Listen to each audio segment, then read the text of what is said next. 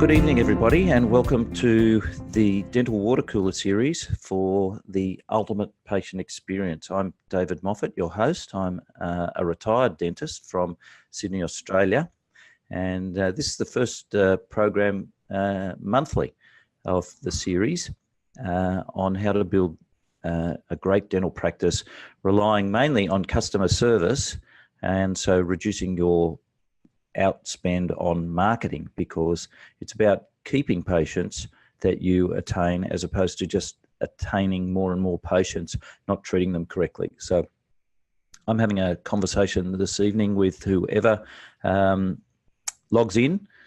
At the moment, I'm talking to Naren, and we're talking about how to build the dental practice of your dreams without having to spend an extra penny on marketing. So good evening, Naren. Thank you, Dr. Moffat. I do have a lot of questions for you. So let me start out by asking you, what do you mean by the ultimate patient experience? Well, I think every patient has an experience when they go to the dentist. And sometimes as dentists, we forget what people are feeling, even people who are very strong and positive in their behaviours. We forget that people are quite anxious about dentistry. There's a lot of the unknown involved in dentistry, Naren, and that unknown, I feel it when I go to the dentist, and I know what's going on, but I can't see what's going on. I know the order of things that have to be done to me, but all I can really see is the light. I can listen to the music. I can maybe watch a movie. I can hear conversations. I can see movement around me or motion, but I can't actually even see the instruments going in and out of my mouth. And I know what they're doing.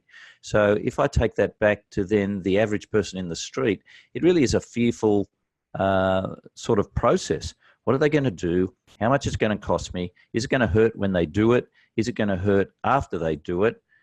Is it that bad that I need to get it done? All of these things are going through people's minds. What we as dentists tend to forget is that we tend to think it's like doing a jigsaw puzzle. We tip out the box, we put all the pieces together, we finish the jigsaw puzzle, leave it on the table, go and show a lot of people how good we are at doing the jigsaw puzzle, and that's it. But we forget about that there's a human being attached to these processes with a lot of thoughts that are going through their mind. So what are they experiencing? If we just treat it as a line at the post office, a line to go and pay your taxes, there's no experience involved in that. And sometimes we do that in dentistry. We start to get so mechanical with our own processes in our dental office that we forget that there's actually a human being there worried about what's going to happen to them, not knowing what has happened to them. And then at the end of the appointment, they don't know what's happened to them. They can't see it. It's inside their mouth. And most of the time they've got to come back for more, and they don't really have a justification. They can't see what the next thing's going to be. They still look the same on the outside, except maybe they might have a droopy face. They look in their wallet and they notice that they're short a few $100s. It's quite bizarre. We've got to make the doing of the dentistry secondary to the experience of being at the dentist. And so that's what we tried to do in my practice, was to give people a reason or multiple reasons for wanting to come and wanting to keep coming. And it's not that, if you don't do this, your tooth is going to blow up, it's going to hurt, and I'm going to rip your tooth out. It's, they're my friends. I like to see my friends. They look after me. They care about me. They ask about me. They are really nice people there. I enjoy their company. And while I'm there, I'm getting my teeth done. And men are worse at this, because men don't really have these relationships out there in the marketplace with vendors, retailers, things like that. Women have these relationships. Talk to women about who does their nails. Same lady does my wife's nails for 20-something years. 20-something years, seeing the same lady to do the nails. Every second Tuesday, getting my nails done. I said, you could get your nails done closer to home. My wife says, no, I've got to go to Karen. My wife travels 40 minutes across town to get a hair done every 5 or 6 weeks. I said, you should go to my guy around the corner. His salon does a lot of people like you. It's only 5 minutes away. No. And so we've got to, why can't we transpose that relationship into dentistry to build, to make it an experience, to make it like catching up with good friends. Oh, and by the way, I had my teeth done. That's what we're talking about. We're lifting the patient out of the physical of the dentistry and into the experience of the visit to our office. Does that make sense? Yeah, I think I'm starting to get it, but I think you need to help me more. Okay. So when you say there's a human being in the middle of this, and the stuff, the mechanical or the scientific side of dentistry, like working on implants or adding a crown, all that is not the reason why people come back. They come back because they have a friend they like to go see. They come back because they like the way you make them feel. Is that what I'm getting at? Yeah, it is. I had people used to come and see me and travel a long way, across town in the traffic, from rural areas into the city of Sydney. And I'd always marvel that these people were driving past many other dental offices to come and see me. Sometimes it was a whole journey out. My longest ever patient, who I saw for 28 or 29 years, I'm in Sydney. He would travel from 2 hours north of Sydney where he lived. Then he got a transfer to Darwin. He'd come every 6 months to get his teeth checked and cleaned by me from Darwin. That's like traveling from Boise, Idaho to Miami. It's a long way. It's a heck of a long way to go and get your teeth done when you're flying across land that's got a lot of dentists, and there are dentists in Darwin. And it was because of that relationship. I'd always done his teeth. I'd always looked after him. He had no reason to change. The care was always there. We'd built this mutual respect. We respected him for coming.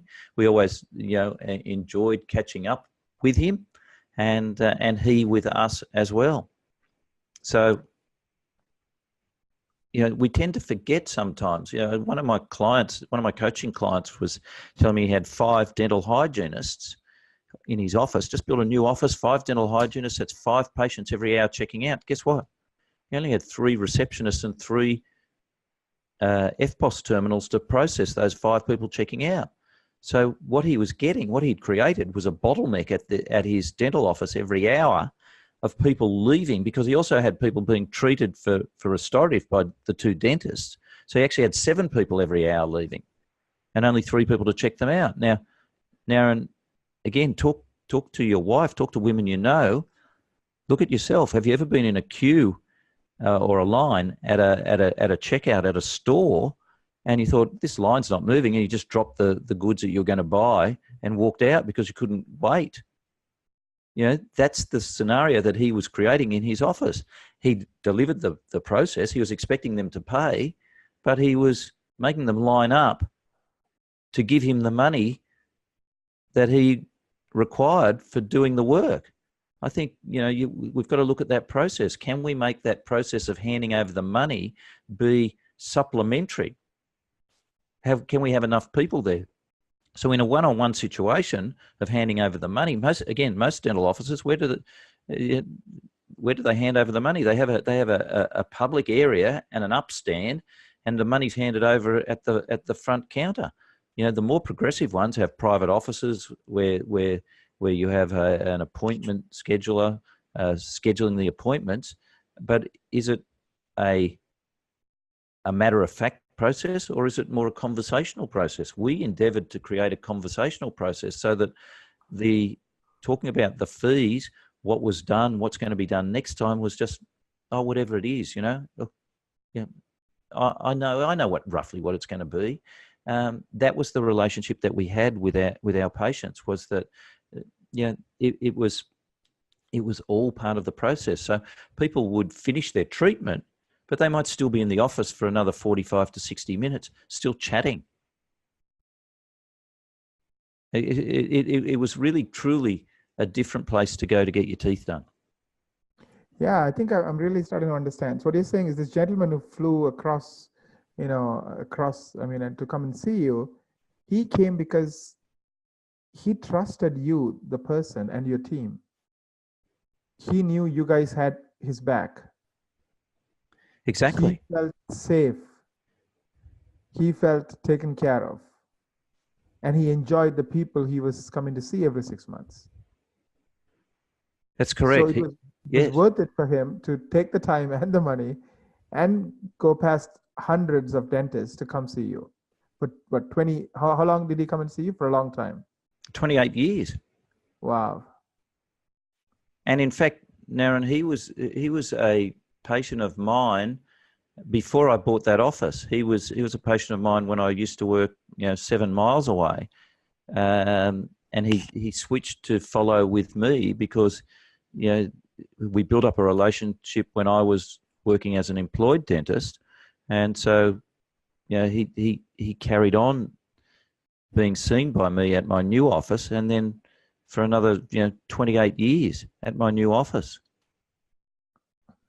So you're pointing to something very interesting. Do you feel, I know you had a very successful practice. Do you feel this ultimate patient experience is the number one reason you were successful? Well, I think it certainly was a point of differentiation, Naren, because in my location, in the part of Sydney where I was working, it wasn't a high-end part of Sydney. It was an average part of town. People drove average cars, they had average jobs, lived in average size houses, they earned average incomes. And yet we were able to build a successful practice where the fees that we charged were significantly higher than the average dentist, because we were providing an ultimate patient experience. It was a place where people went for exceptional care. And so, in my town, in my Chamber of Commerce business meetings, people would often come to me and they'd say, you're the go-to dentist. When people come to us and say, who should I go to the dentist? They say, well, you've got to go to Active Dental. You've got to go and see David Moffat. They say, it's not cheap, but it's worth it. And that's how I wanted to be known. I wanted to be known that this was the place to go if you wanted to be looked after. Now, you have to back that up with doing good dentistry. Your dentistry has to last, it has to not fail, and it has to not hurt. But those are mandatory things that every dentist should be doing. But it's the associated experience that people have. So now I can remember once, walking through my client lounge, and there was a new patient out there being concierged into the practice, and he was saying he was there with his partner, his wife or girlfriend, I'm not sure who, and he passed the comment, to our office manager who was looking after him. He said, I can't believe how different this place is. He said, this not only is this not what I expected from a dentist, he said, this is different from all other businesses that I go to. Now, this person hadn't even met the dentist yet. He hadn't even met me. But his experience of what he'd experienced leading up to that point to make that remark was showing that he was receiving an exceptional amount of attention in getting to that point compared to what he would expect from a dentist or what he would expect from becoming a customer at any new business. And it's easy to do.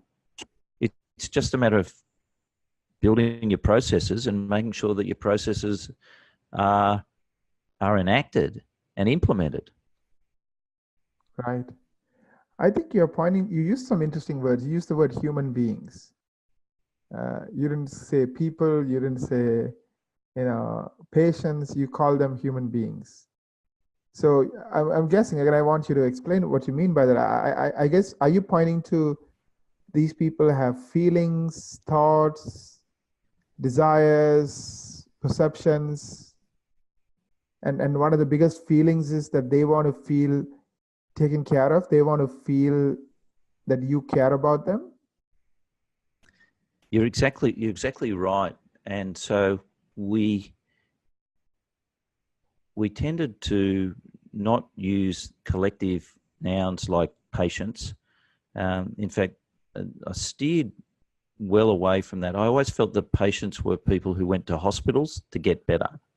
And in Right. dentistry, we're looking after people who are primarily healthy and maintaining health.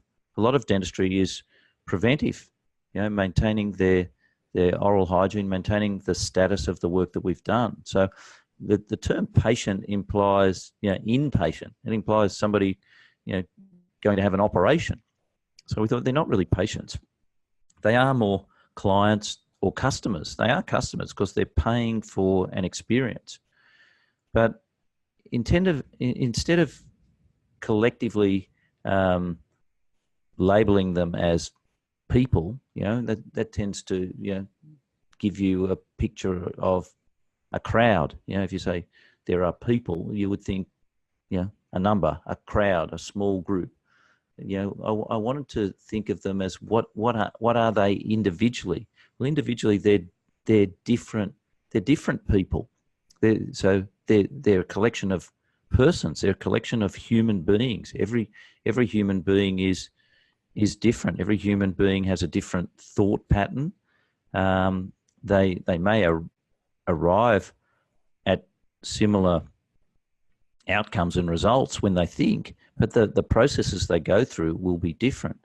But you raised a very valid point there at the end of your question, Naren, and it comes down to a phrase that Mary Kay Ash used to say, and that is that everybody out there is walking around with an invisible sign around their neck that says, "Make me feel important."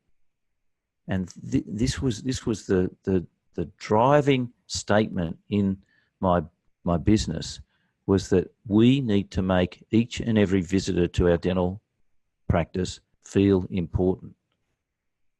We've got to make them feel valued, understood, welcomed, and we've got to make them feel important.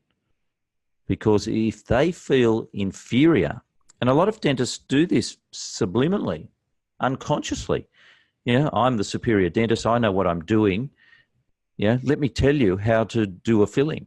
And they give instruction on what they're going to do, bore the pants off their patient, their customer, their client. The dental patient doesn't want to know that. The dental patient wants to know what it's going to look like in the end. It's like buying a car.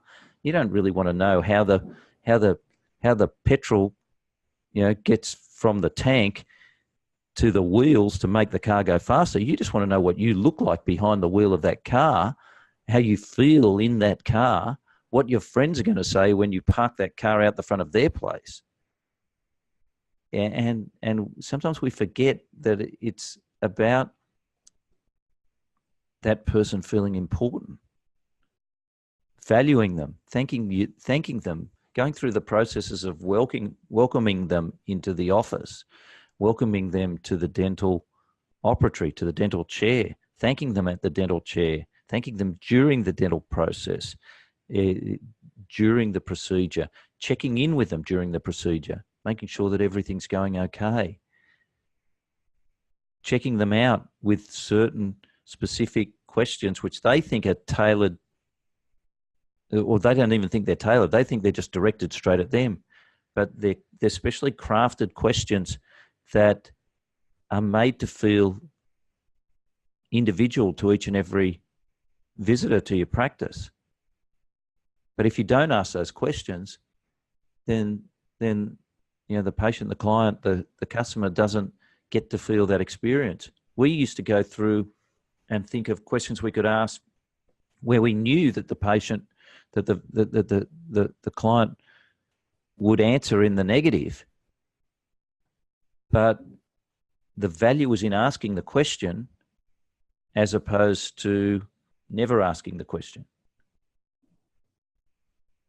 Have I lost you on that one? No. I think I'm still kind of thinking about the word human being. Yes. And so I think, so I'm being, right? I'm being, and I'm being human. What does it mean being human? I guess human in my mind is somebody who has thoughts, feelings, somebody who has fears, somebody who has biases. Maybe I had a bad experience with a dentist who I thought was trying to only sell me stuff. Right? Now I'm coming in with that bias, coming in with that fear. Oh, I don't know what I'm getting into. I don't know if this guy really cares about me, or is he just going to sell me stuff?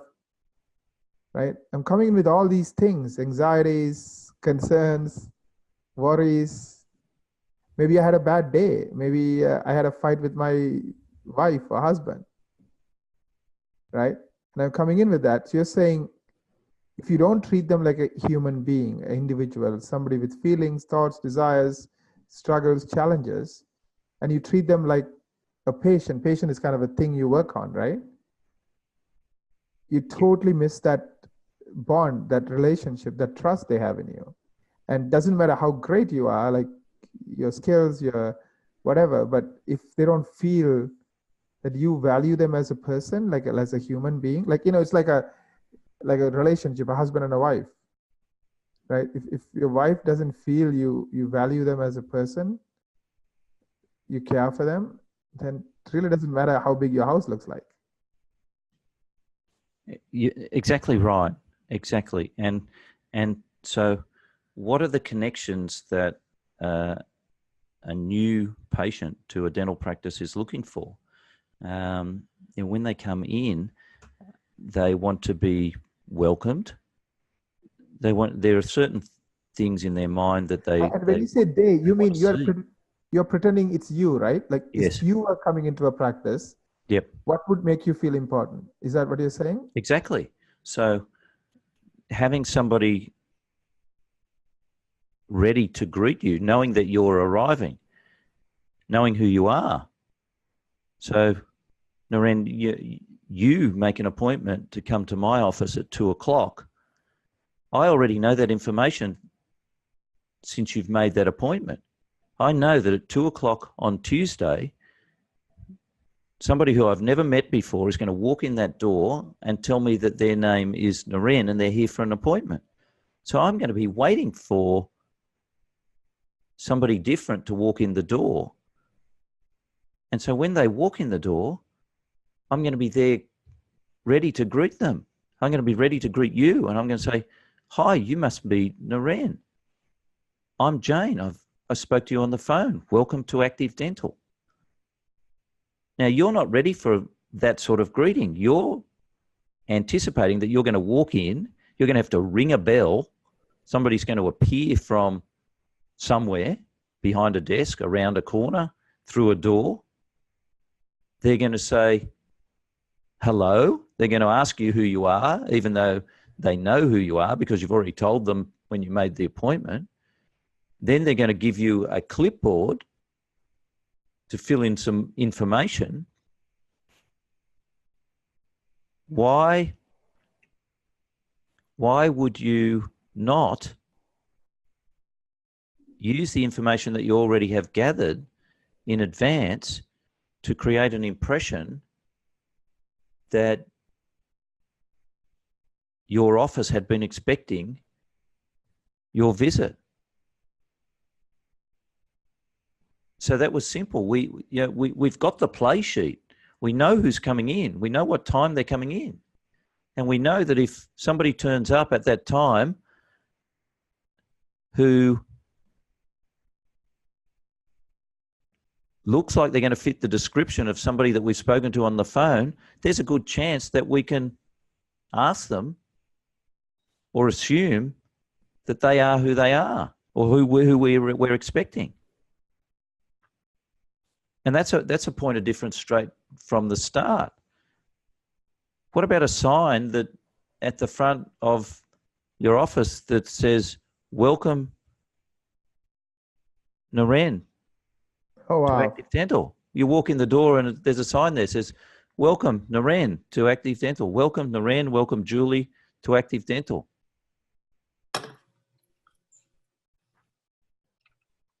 I think we have somebody by the name of Edwin here. Edwin, if you want to ask any questions. Hi, Edwin. I'm David. Welcome to the water cooler chat. Hi. How are you? Where are you tuning in from? Oh, I'm in St. Albert, Alberta, Canada. Oh, hello. What's the time there? 8:30? 6:30. 6:30. Okay. All right. So you're in Central Time. Yep. Good. How was your day? Oh, great. I didn't know I was be joining something here. I thought I was just be watching. Oh, we've got you in on the process. So we've been discussing how to create a point of difference in your practice in terms of service to your patients. So tell me about your office and what you're trying to achieve, and what sort of information you're hoping to gather from our time together this evening. Oh, I've got a pretty busy practice we're 3 dentists. I'm the main owner and 2 associates and 5 hygienists.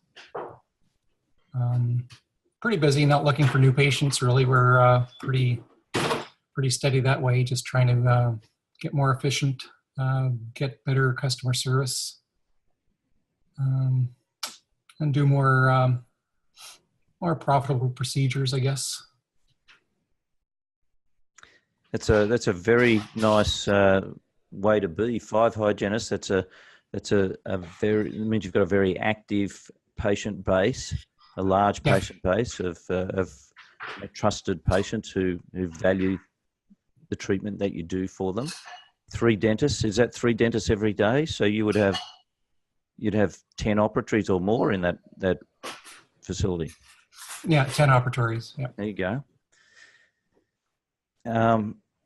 And what hours are you open? 7 to 7 Monday to Thursday, and then 8 to 4 on Fridays, and 1 Saturday a month. Okay, that's great. How many dental front office people do you have dealing with those patients as they enter and exit your practice? 3 to 4 front end people. Okay. So, and how many patients would come on any particular day to the practice? So Monday to Thursday. On one day? Yes. Well, I have counted them, probably I'd say 40 to 50 in one day. Okay. So 5 hygienists, not 5 hygienists a day then? No, 3 would be working one day. Okay. Every day. Yeah, so they're kind of rotating through. Yeah. So three hygienists, 2 dentists a day. That's 10 patients a day. That's a nice steady flow. Very good flow. All right. So are you turning new patients away? I'm not accepting new patients for myself without 2 referrals, but the two other associates are taking new patients. Okay. Wow. It's a different situation. My business partner for 30 years, he passed away last year. Yes. So it threw a lot more work on my plate. So that's why I'm not taking new patients. I've got you. How long do you anticipate that you'll keep working? Myself, probably 5 or 6 years. All right. And the associates, are they younger than you? Have you? One's been out for 4 years, so she's Yes. been working for 4 years. So she's 28 or so. And the other guy is about my age, but he had his own practice and he sold it, and he just wants to work as associate again for another 5 or 6 years. That's his plan. Okay. All right. So there's still an accession plan that needs to be put into place for you, so that you can transition out of the practice successfully. Yeah, I've got a son in second year dental school as well. Oh, there's your answer. So. It's problem solved. What a We nice, hope. what a great father you are. What a very pleasant thing to be able to gift him, or at least offer him at good terms. Yeah, I wouldn't be gifting it. I never agree in free things. It never seems to work. You should have a wife like mine. My children seem to get everything for nothing. So, but anyway, no, I don't have a son as a dentist. How can I help you in terms of? And thank you for joining. This is our first water cooler session, and we've got about 12 minutes left. How can I help you? Is there anything in particular that you think could be improved in your practice? Eric, thanks for joining us. I see you there. Well, I do have a practice management person right now that I'm working with. So we're changing a lot of things in terms of, the practice in terms of how we are dealing with people, how we're presenting treatment, getting the hygienist involved in taking intraoral pictures on every patient and showing them problems before we get in the room. So we're in the process of that kind of better customer service. Also bringing the patients up to the front and explaining what we talked about to the receptionist in front of the patients. So they're hearing it again a second time, our findings. So yeah, it's a process we're going through to try and get better in terms of, getting them to commit to treatment. Sounds like you've hired somebody who's read my book. I read your book last year, actually, too. Yeah, those were two of my key things for success. Was the hygienist being the trusted first point of contact, and so the hygienist being thought of by the patient as being an independent person presenting an open diagnosis of what needs to be done, and then the dentist coming in and confirming that treatment, as opposed to, in a lot of practices, hygienists were just there to clean teeth, and then the dentist would arrive and diagnose cold, and so the acceptance of treatment was less when the dentist did it the second way than in the first case, where, as you said, the hygienist takes the photos, presents information to the patient, says they're going to point, I'm going to point this out to Dr. Edwin. The patient says, what do you think he's going to do? The hygienist can offer what she thinks will be what you're going to do, which is often what you will do. And so the treatment is already accepted before you come in to view the pathology, which is really good. The second thing that you're doing very successfully is not relying on technology to transfer information to the front for the patient's departure, and verbally handing over the patient so that the patient's hearing the information for the second or third time. They're hearing it during the appointment, they're hearing it at the end of the appointment in the operatory, but then they're getting that information again. And it's like, and Naren and I were talking about this before you joined the call. It's building the relationship.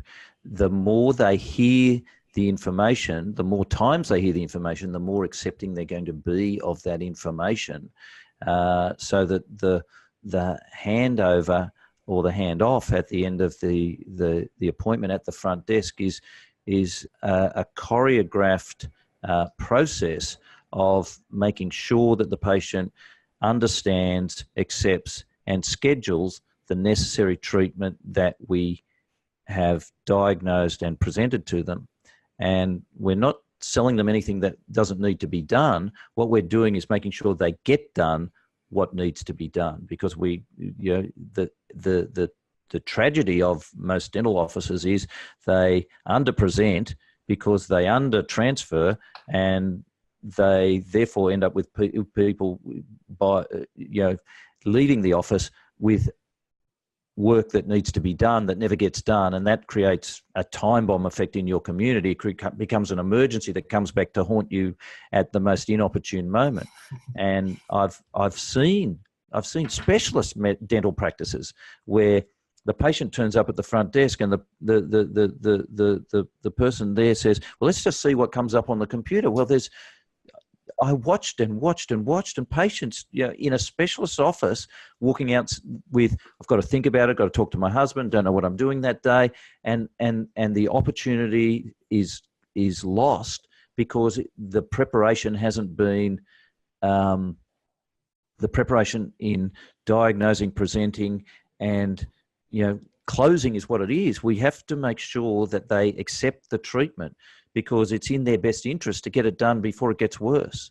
And so it sounds to me like you're definitely on the right track in terms of the improvements you're making in your office. And if these then flow on to your junior associates, or future purchasers of your practice, down the track, they will be buying a very successfully run and practice with very well trained patients who know how to accept the treatment, because this is how it's always being presented to them. You're almost wishing I could fix my arthritis and come and buy your practice, because it sounds like you've created a very successful, or you're in the process of creating a very successful dental practice there. Yeah, we're just in the process. We've just been doing it for a couple months now. Yeah, but we're seeing a big difference already. Like the receptionists are saying, people are coming up front and saying, let's book this. Whereas before they'd come up and say, what are we doing? What's a crown? And they'd have to explain what a crown is and all that, right? So it's much better. I'm so glad that that this is happening for you, and that you're seeing the results so quickly. And I tell the story of one of my patients. I hadn't even removed the mirror and the probe from her mouth, and she was saying, "What do we need to do? All right, let's book it." And I still had I'd found some decay on the back of a premolar that was filled, and I said, it's down on this margin. I said, it's really going to need. She goes, "What do we need?" I said, "Well, it's going to need a crown." She said, "Let's do it." And I literally still had the probe and the mirror in my hand, and I was seated over her. And this was because of the relationship that we had with that patient, that relationship of trust. And Naren and I were talking about this beforehand. It's when they come to your office, they know you, they trust you. It is an experience. It's not so much about what you're physically doing to them. It's the enjoyment of seeing you. You've been their dentist for so long. You've known them as they've grown old. They've known you as well, you haven't grown old, but you've aged, or time has passed us all. But we've shared these stories. We have this trust. So it's more than just the physical mirror, probe, tweezers, decay story. It's the whole experience. And when you have that trust, and then you add in that process, as you just said, of diagnosing with pictures and diagnosing in a sequential manner, that means that they get the treatment. They schedule the treatment and have it completed as it's diagnosed, rather than think about it, wait for it to get worse. Nothing worse than seeing a dentist and the patient says, "I know you told me this was going to happen," and the dentist says, "I know I told you," and it's much worse. And you think, if only they had done the treatment when it had first been seen, the cusp would be under the crown instead of the crown trying to hold on to missing tooth. You know what I mean. Yeah, exactly. Your life is getting so much easier because of this new way of just sequencing the processes that need to be done, and they trust you. They want because you've built that trust. They know you have their best interests at heart, and they want to get the work done. And Naren and I were talking about this. Sometimes as dentists, we forget that the number one thing that patients want is they don't want things to get worse in their mouths. They certainly don't want things. They want to know what's got to be done, and a lot of dentists don't tell it, or they tell it so late in the appointment that the patient starts. They don't feel the trust. And so by presenting it early and having the hygienist do it independently, you've created a perfect scenario for improving case acceptance and treatment acceptance. Yeah, definitely creating a successful dental office there, Edwin. I'm proud of you. Very well done. Thank you for saying that you read my book last year too. I'm glad it soaked in. So thank you. Yeah, I was interested in taking your course, but you're always in New York or something, right? That's where you've had a couple courses. Yeah, I don't get to Canada too much. Either New York or Dallas are the places that I tend to fly into, and unfortunately, the US is not as populated over your side and up towards your border either. So yeah, I tend to go to the more populous parts, and Dallas is good. It's just one flight from Sydney to Dallas, and maybe in the next few years, I think Qantas is really trying to work on fuel economy to get across to New York in one go. So we'll just have to see. But I think, David, you're planning to do a kind of a mastermind, right? Like a virtual mastermind at some point? Maybe. I am So now. maybe that So might I'm be- just working on the logistics of that for sometime next year. Right. So that means he doesn't have to travel. You don't have to travel. You guys can see each other and work with each other at some point. Yes. So these sort of arrangements with Zoom are very, very good in those sort of situations. It's also lining up the times, Edwin. But this is a good time. For me, working with Mountain Time and West Coast time is much easier, especially as you pass into winter next month and turn your clocks back, and we've now moved forward. The time difference is less. It's one day more, but it's less in terms of separation. It's when I start talking to to the East Coast in our winter. It's 14 hours or 10 hours the other way. So I'm getting up at 7 in the morning and it's 5 in the afternoon over there. That makes life tough. They all want to go home, and I really want to still be in bed. So maybe Hawaiian time would be best. Naren, what do you think? I had a question real quick. Thank you. You said when you repeat the treatment plan in 3 different ways, it's more impactful. Is it because for human beings, when we hear 3 different people say it, it becomes more true for us as opposed to one person saying it? It's a combination of both, and you raise a really good point. I don't know if I mentioned it or I was going to mention it and I didn't, but it's like educating children. If we tell a child to do something once, they often don't do it. If they hear it a second time, there's more chance. If they hear it a third time, there's even more chance. So how can we present that in the dental office without it being a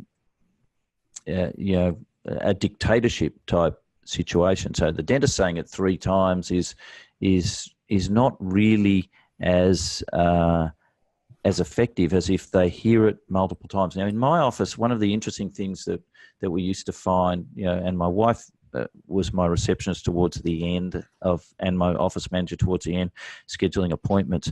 And so the patient, and Edwin, you'd know this, the patients would often say to, your scheduler, they say, do I really have to get this done? And my wife would answer. And the answer that she would then want to hear the patient say, which was always the case, the patient would always say, that's exactly what he said. So everybody's got to be singing from the same hymn book. Everybody's got to know the reasons why things are going to be done. So in my office, what I would tell the patient during the appointment, or let's look at if it's something that's discovered during hygiene, they'll hear it the first time. Then the second time they hear it in hygiene, they hear the hygienist telling the dentist. Then the dentist then retells to the hygienist at the end of the discovery of the examination what needs to be done and what needs to be done first. And then the hygienist then takes, or the hygienist assistant then takes the patient out to the front area and works with the scheduler and retells the story again. So that you're right, they're hearing the same information, but they're hearing it from everybody. They know everybody's attuned to the treatment. Everybody's attuned to the condition. Now, I know that some dental professionals, hygienists, get a bit funny and say, I'm not really allowed to diagnose. But, I had shoulder replacement a few years ago, and so I had to have an ultrasound and x-rays, and I can remember going in and as soon as the radiographer put the scope on my shoulder, the first thing she says, gee, you've been giving that shoulder some work. Now, she's not really allowed to say that, but she can tell by looking at the image that that's not a brand new healthy shoulder. It's an arthritic joint.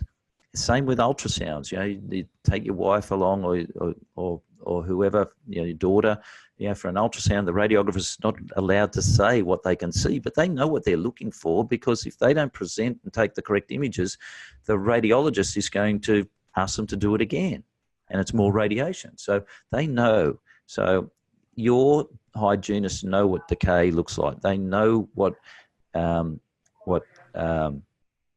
bad margins look like on restorations. They know what cracks look like.